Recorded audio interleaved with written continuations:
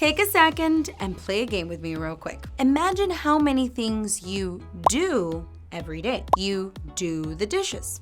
You do your homework. You do your job. Now imagine how many times during a day you would say you make something. You make dinner. You make a joke. You make a new friend. Well, it shouldn't come as too big of a surprise that these verbs are incredibly important in Spanish too. But when you're speaking Spanish, the verbs to do and to make are actually encapsulated by just one word. This amazing word, which we're going to learn all about in this lesson, is hacer. Keep watching to learn how this one simple word lets you talk about actions, the passage of time, the weather, life changes, physical activities, possessions, behavior, and so much more. So let's start our countdown of the 10 common uses hacer has in Spanish conversation. Starting off with number 10, the verb hacer can be used when you want to say that something or someone makes you feel a certain way. In this context, the English expression would be makes me, like when something makes you sad, happy, excited, and so on. Let's look at some examples.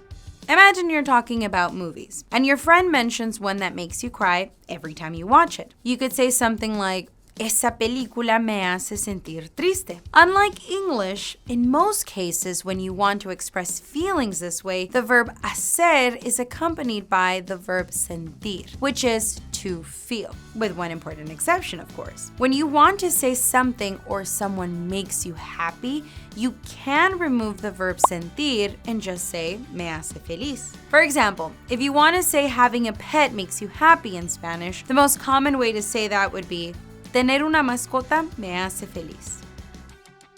Now moving on to number 9. It's one of the most common ways that you will see hacer used, and it's when someone wants to talk about carrying out an action. You can use the word to mention actions you took yourself, as well as actions other people took. Let's take a look at some examples that will help you understand how hacer flows in a sentence. If you wanted to describe your friend's hobby, you might say something like, Marta hace cestas de ratán. Marta makes wicker baskets. In this instance, Marta creates the baskets from a material. In English, when someone creates something, we use the word make. So the Spanish verb hacer is appropriate in this sentence to describe our action. We could also use the word fabrica or fabricates in English to describe what Marta was doing. But that's the cool thing about hacer. You can use it to replace specific action verbs. We'll see that exact concept again in this next example. So imagine that you are leaving the house. Your friend asks you, ¿Cerraste la puerta? Did you close the door? You would respond back to them, Sí, lo hice, which translates to, yes, I did. This works because your friend already mentioned the action of closing the door first. Therefore, in your answer, you are able to substitute the specific verb they used for hacer instead. Of course, hacer isn't always subbing out another specific action verb. Sometimes you just need to use it to indicate that someone is making something. For instance, ahora que ya estás aquí, vamos a hacer el almuerzo para los demás, is a way of saying, now that you're here, let's make lunch for the others.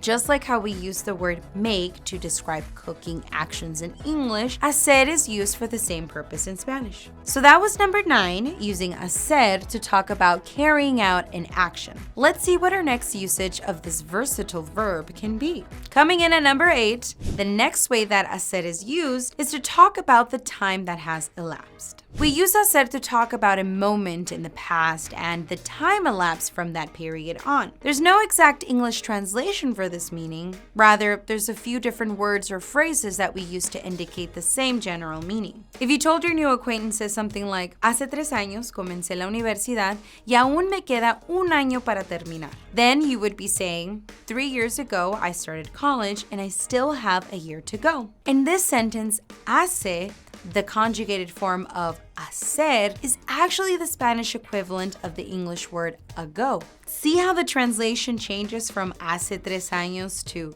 3 years ago. Starting to make sense? Let's see another example. Suppose you want to describe your relationship with a friend by saying, Raúl y yo somos amigos desde hace 10 años. The English translation of this sentence comes out to, Raúl and I have been friends for more than 10 years. In this case, the word hace is the equivalent of the English word for. You can probably think of many situations where you would use the word for in English speech to talk about time. I've been a doctor for 5 years. We've been waiting for a long time. Things like that. Well, in those situations, when speaking Spanish, you will use the verb hacer to indicate time elapsed. And that actually brings us to number 7, which is the weather. This one's a pretty big deal. I mean, how often do you find yourself making small talk with friends or strangers about the weather? While in English, we would just say something like, it is hot outside. This is not the case in Spanish. In Español, you use hacer as a sort of observation of what the weather is like. But since you're using the verb hacer, which means to do or make, it's almost like you're ascribing some action to the weather event. For example, someone might say to you, Hace tanto frío que no queremos salir de la cama. It is so cold that we don't want to get out of bed. They use the words hace tanto frío. However, do not make the mistake of translating this as it makes so cold. Rather, it translates to it is so cold. This is a common issue that trips up many beginner Spanish students. Just remember, when talking about weather, use the verb hacer as if the weather is making the conditions happen instead of just passively being a certain way like we would say in English. Let's take a look at one more example sentence. Hace bastante fresco, pero podemos salir a dar un paseo. Translates to, it's pretty chilly, but we can go out for a walk. You can see how in this situation, hace bastante fresco translates to, it's cool enough. Being able to chat about the weather in Spanish is a great skill to have, so make sure to review this use of hacer. If you want some practice talking about the weather, we've got just the lesson for you. Check out the video on how to talk about the weather in Spanish for some helpful vocabulary and some more context on using hacer for this topic. And speaking of practicing, make sure to check out BaseLang.com where you can get access to unlimited one-on-one Spanish classes with native speaking teachers, all via Zoom. Number 6 on our list of ways that hacer can be used in Spanish is to refer to changes in life. These changes can be external or by someone's own personal will. Think of things like profession, ideology, or lifestyle. In this form of hacer, the English equivalent would be the words to become. For example, you might hear a friend say something along the lines of, Mi vecina se hizo millonaria después de ganar la lotería. This means my neighbor became a millionaire after winning the lottery. You can see how the word hacer indicates a change in state from one monetary state or lifestyle to another in this instance. For example, take a look at the following statement. Ready? Steven se hizo abogado para complacer a sus padres. This translates to Steven became a lawyer to please his parents. Once again, we have someone who changed from one state to another, in this case, a change of profession. If you want some extra practice with the form hacer, be sure to check out our full video on how to say to become in Spanish. Hacer is one of the topics we deep dive into. Now we're ready to move right along to number 5 on our countdown. This use of hacer is all about physical activities. We can use hacer to describe sports or other activities related to keeping the body active and healthy. This could be skateboarding, karate, aikido, taekwondo, yoga, surfing, kayaking, meditation, dancing, really anything. The English translation for this form of hacer would most of the time be something like to do. However, in some cases, other English words might be a more accurate translation depending on the sport. So, heading into our examples now. Imagine that a good friend confides to you. Este año por fin voy a empezar a hacer yoga. This would be them saying, this year I'll finally start doing yoga. Hacer yoga translates to doing yoga here, as you can see. And this form of hacer is pretty straightforward. Think about the sports that in English you would say someone does. Things like he does yoga, she does meditation sessions, they do karate. In these cases, you can simply swap out the word do for a conjugation of hacer, and you'll be good to go. We're more than halfway through our list now, and we're ready to talk about number 4, believing or assuming something. This use of hacer is for describing something that had been assumed, but it turned out to not be the case. The English equivalent for this form really depends on the context, which is best demonstrated through examples. For example, take the sentence. Ana, ¿estás aquí? Yo te hacía en el aeropuerto lista para tomar el avión hacia Londres. Which translates to, Ana, are you here? I thought you were at the airport ready to fly to London. In this case, we could say that the conjugated form of hacer translates to thought. But in this case, this meaning changes a little bit. Suppose someone asked you, ¿Esa Sara? Yo la hacía más alta y más delgada. Which means, is that Sarah? I had pictured her as being slimmer and taller. In this second example, the conjugated form of hacer actually translates to pictured her. Clearly, the verbs to do and to make are extremely useful in English. Without them, it would be hard to describe the things that we do in our daily lives, nearly impossible, in fact. If you can remember this concept, then you'll have an easier time recalling how to use this form of hacer. Before we move on to the top 3 spots on our list, have you subscribed to the BaseLang YouTube channel yet? If not, please hit that button. We're constantly coming out with new Spanish educational content that will boost your skills no matter what level you're at. To make sure you don't miss any new uploads, hit the subscribe and bell icon. Ooh, how exciting! We've reached the final 3 spots on our countdown. Next, we're learning about hacer used to talk about pretending. We use the structure hacer que or hacer como que when we want to indicate that a person is pretending to do something when in reality they are doing something completely different. In this context, suitable equivalent in English are to pretend to act like, or to make like. Ella hace como que no pasa nada, pero realmente está sufriendo. She pretends nothing is wrong, but she is really suffering. Let's see another example. Lucía hace como que lava los platos, pero está jugando con el agua. Lucia pretends to wash the dishes, but she is playing with the water.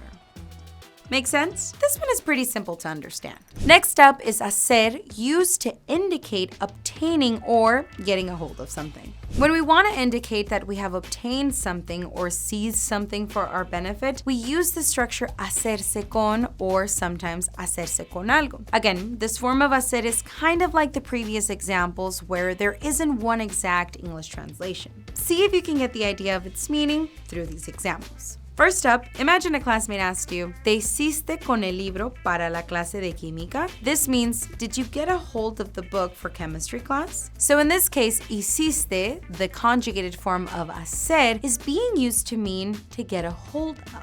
For another example of this form of hacer, let's look at the sentence, Los ladrones se hicieron con todo el dinero del banco. The thieves made off with all the bank's money. Here, hacer has slightly changed meaning. This time, its meaning is more along the lines of making off with something. Either way, in both examples, someone gained possession of an item. Whether it's an innocent school textbook or money gained from a bank robbery, hacer is still your perfect word to use. A truly versatile verb indeed. And that about sums up our number 2 spot. Let's finish up by learning our very last meaning. The final way that hacer can be used in Spanish speech involves talking about behavior. As you've probably grown to expect by now, there's no word-for-word English translation for this one. So, of course, let's see some helpful examples to get some needed context. Say that your teacher exclaims in class, "A Marco le gusta mucho hacerse el payaso en clase."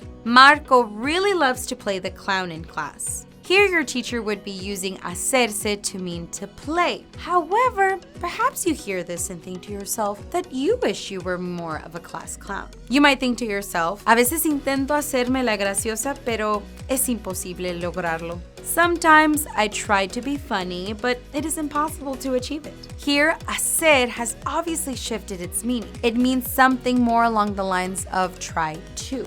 And with that, we're all done. We've rounded out the complete list of 10 ways that hacer can be used in Spanish. If you've made it this far, pat yourself on the back for a job well done. Buen trabajo. I know, that was a lot of information. But hopefully all these versions of hacer are starting to click in your head. If not, no worries.